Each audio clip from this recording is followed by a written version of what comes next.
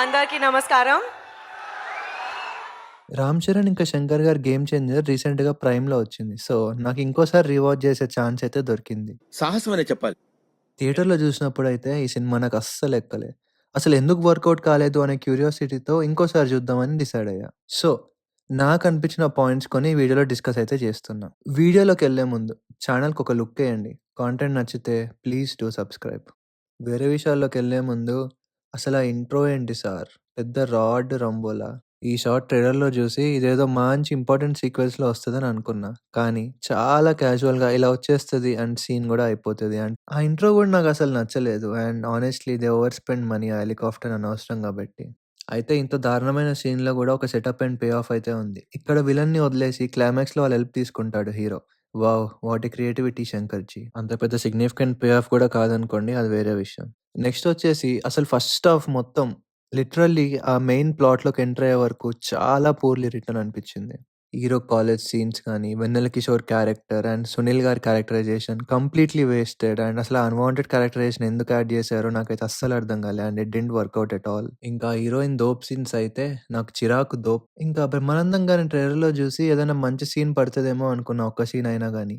కానీ ఒక unwanted and అస్సలు నవ్వురాని సీన్ పడతదని మాత్రం ఎక్స్‌పెక్ట్ చేయలే. ఆ వైజాగ్, విజయనగరం బార్డర్ ఏందో, ఈయన దాటకపోవడం ఏందో, హీరోయిన్ అలగడం ఏందో, బ్రహ్మిని తీసుకొచ్చి డ్రాగ్ చేసి అస్సలు నవ్వు రాక అసలు ఆ సీన్ ఎందుకు పెట్టారో నాకైతే అస్సలు అర్థం కాలేదు. Cool cool Rocky. అది కాదు నాగా. ఫస్ట్ హాఫ్ ప్లాట్‌లోకి ఎంటర్ అయ్యే వరకు ఏదో ఒక సీన్ పెట్టాలి కాబట్టి అలా ఫిల్లర్ సీన్స్‌తో నింపేసినట్టయితే అనిపించింది మూవీ అంతా. అండ్ ఈజీగా ఇంకా బెటర్ వేలో రాసుండొచ్చు ఇంకా ఎంగేజింగ్‌గా. నెక్స్ట్ ఆ సాంగ్స్. మూవీలో అయితే అన్ని సాంగ్స్ నాన్ సింకే. 'జరగండి' సాంగ్ అయితే లిటరల్లీ మూవీ పీక్స్‌లో ఉన్నప్పుడు వస్తది. ఆ ఎలక్షన్ సీన్స్ అవుతూ ఉంటాయి. అండ్ ఒక సీన్‌కి, ఇంకో సీన్‌కి మధ్యలో ర్యాండమ్‌గా ఒక సీన్ పడేసి అందులోంచి సాంగ్ పెట్టేశారు. ఈ నాన్ సింక్ సాంగ్స్ కోసం అంత పెద్ద సెట్‌లు, ఫారిన్ లొకేషన్‌లు total waste of money. And I really felt sorry for 'Dil Raju' గారు. అండ్ ఇన్‌ఫాక్ట్ ఆ సాంగ్స్ లేకుంటే ఇంకెక్కువ గ్రిప్పింగ్‌గా ఉండేదేమో ప్రాబబ్లీ మూవీ.